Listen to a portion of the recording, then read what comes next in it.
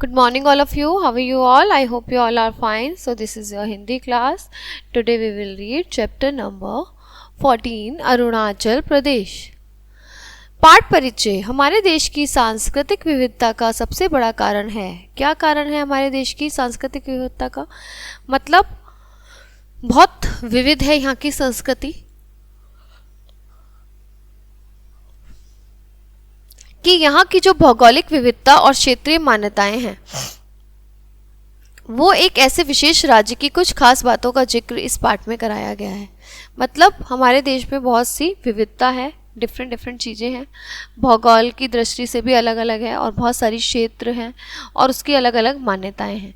तो सांस्कृतिक विविधता है, कहीं कुछ सब जगह अलग मान्यताएं हैं और अलग अलग विविधताएं हैं। बहुत जमाने की बात है, बहुत पुराने ज़माने की बात है, एक प्रदेश में लोग गुफाओं में रहते थे। कहाँ रहते थे? गुफाओं में। ठीक है। सबसे पहले किंड्रालालोम और किंचालालीडम ने अपने लिए घर बनाने का निश्चय किया। ये थे किंड्रालालोम और किंचालाली, ये दोनों हैं। इन्होंने अपने लिए क्या किया? घर बनाने का निश्चय किया। पर उन्हें घर बनाना तो आता ही नहीं था। इन दोनों ने जंगली जानवरों से सलाह लेने की सोची। अब वहाँ उस टाइम और तो कोई होता नहीं था, कोई आर्किटेक्ट तो होते नहीं थे, तो इन्होंने जंगली जानवरों से सलाह लेने की सोची। सबसे पहले उन्हें कौन मिला? हाथी मिला। हाथी ने उनकी बात सुनकर कहा, मकान बनाने के लिए मेरी टांगों के बराबर मजबूत खंबे बनाओ। पहले तो आप खंबे बनाओ जो मेरी टांगों के बराबर मजबूत हो, जो हिल ही ना सके। अच्छा, उन्होंने पूछा फिर क्या करें? दोनों ने पूछा। हाथी ने कहा, बस मैं इतना ही जानता हूँ। वे दोनों जंगल में और आगे बढ़े। फिर उन्हें एक सांप मिला। सांप ने उन दोनों की और हाथी की बात सुनकर कहा, सांप ने भी बात सुन ली और सांप ने कहा, हाथी की टांगों के बराबर मजबूत खंभों को जमीन में चारों कोनों पर गाड़ दो और मेरी लंबाई के बराबर बल्लियों को उनके ऊपर जमा दो। मतलब मैं जितना लंबा हूँ उतनी लंबी बल्लियों को उनके ऊपर जमा दो। अच्छा, उन्होंने कहा फिर क्या करें? उन दोनों ने पूछा। सांप ने कहा, मैं बस इतना ही जानता हूँ। और यह कहकर सांप बिल में घुस गया। चलते चलते वह और आगे गए और उन्हें एक भैंस मिली। तो भैंस के पास एक मरी हुई भैंस की हड्डियों का ढांचा पड़ा था। उसके पास एक हड्डियों का ढांचा पड़ा था जो मर गई थी भैंस। उन दोनों ने उसे मकान बनाने की बात और हाथी व सांप की सलाह बताई। ने कहा, भैंस तुम भी हमें कोई सलाह दो। और हाथी और सांप की भी सलाह बताई और कहा कि हम मकान बनाना चाहते हैं। भैंस ने हड्डियों के ढांचे की ओर इशारा करते हुए कहा, जैसे ये हड्डियों का ढांचा है ऐसे अपने मकान की छत बनाओ। जैसे ये हड्डियों का ढांचा है ऐसे ही तुम अपने मकान की छत बनाओ। इसके बाद क्या करना होगा? दोनों बोले। भैंस ने उत्तर दिया, मैं तो इतना ही जानती हूँ। और वो दोनों आगे चल पड़े। बाद में उन्हें वहाँ मछली मिली। मछली के पास पहुँचे। उन्होंने मकान की सारी बातें मछली को बताई तो मछली बड़ी ध्यान से सुनकर बोली, ध्यान से मेरी पीठ की बनावट को देखो। मेरी पीठ देखो, बहुत सी पत्तियां जमा करो, बहुत सारी पत्तियां लो और उस ढांचे के ऊपर पत्तियों को बिछा दो। ढांचे के ऊपर क्या करना? आप पत्तियां बिछा देना। पत्तियों को इस होशियारी से बिछाना कि पानी अंदर नहीं जा सके। पानी नहीं अंदर जाना चाहिए, वाटर प्रूफ होना चाहिए वो। गुफा में आकर किंड्रालालोम और किंचालालीडम ने वैसा ही किया जैसी सलाह सभी जानवरों ने दी थी।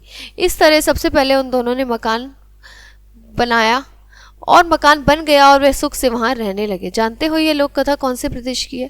ये लोक कथा है अरुणाचल प्रदेश की। अरुणाचल प्रदेश हमारे देश का कौन सा है? उत्तर पूर्वी राज्य है। ठीक है, उत्तर पूर्वी राज्य है ये हमारा। हमारे देश में जिस हिस्से में हर रोज़ सूरज की पहली किरण पड़ती है वह अरुणाचल प्रदेश ही है। सूरज की पहली किरण यहीं पड़ती है, इसलिए इसका यह नाम बिल्कुल सही है। यह नाम बिल्कुल सही है। अरुण सूरज का सारथी है। अरुण कौन है? सूरज का सारथी। और अचल का अर्थ होता है पहाड़। एक बात और, यहाँ के लोग सूरज और चांद की पूजा करते हैं। ठीक है, यहाँ पे लोग देवी देवताओं की जगह किसकी पूजा करते हैं? सूरज और चांद की। ठीक है, क्यों? क्योंकि वो हमारे जगते जागते देवी देवता हैं। वो कौन से हमारे देवी देवता नहीं है?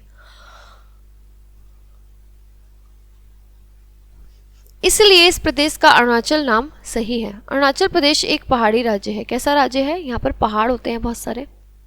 यहाँ दूर दूर तक पहाड़ हैं। ऊंचे पहाड़ों पर सदा बर्फ जमी रहती है। क्या जमी रहती है? बर्फ। इन पहाड़ों के बीच में गहरी गहरी घाटियाँ हैं, बहुत गहरी घाटियाँ हैं जिनमें कल कल करती नदियाँ बहती हैं। बहुत सी नदियाँ बहती हैं। यहाँ के लोगों को नदियों से बहुत प्यार है, तभी इन्होंने अपने जिलों के नाम नदियों के नाम पर रखे हैं। जैसे कि इन्होंने नदी के नाम पर ही अपने जिलों के नाम रखे हैं। कामेंग,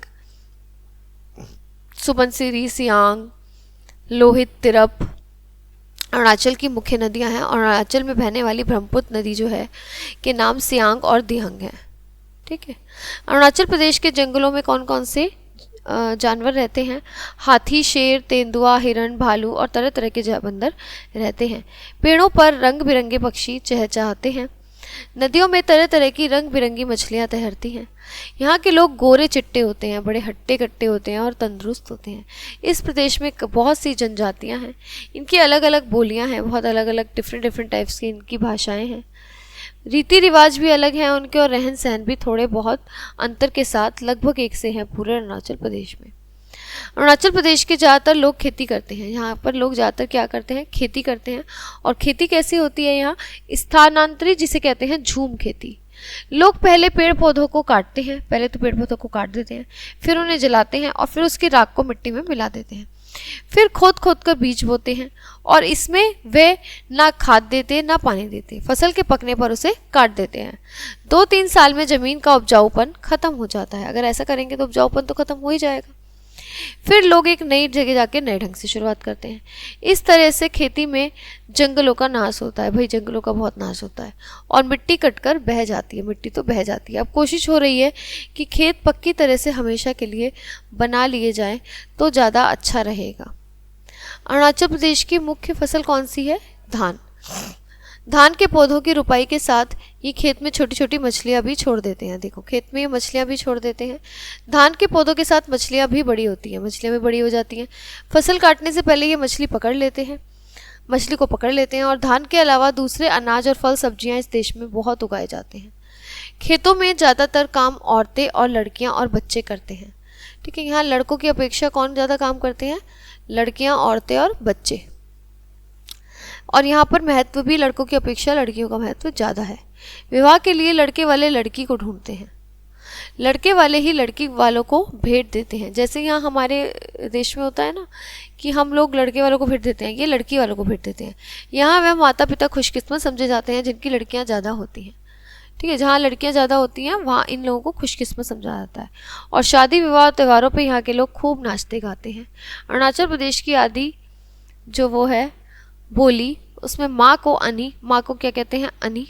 देखिए बच्चे और जो औरतें हैं वो जा रही हैं। और पिताजी को अनो कहते हैं। दादा को इजी और दादी को इकम। भाई को असी और बहन को अनई।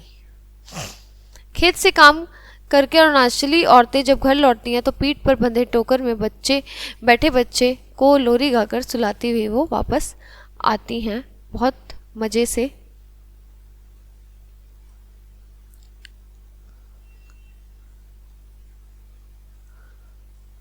ठीक है। तो ये हमने पढ़ा अरुणाचल प्रदेश के बारे में।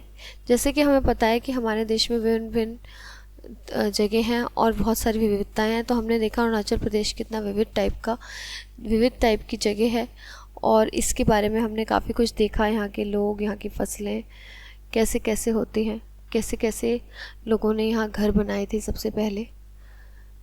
तो ये पार्ट हमारा जो है सांस्कृतिक विविधता को दर्शाता है और यहीं पर समाप्त होता है। हम आपको अगले पार्ट में मिलते हैं नई क्लास में। ओके गाइस, तब तक के लिए बाय बाय।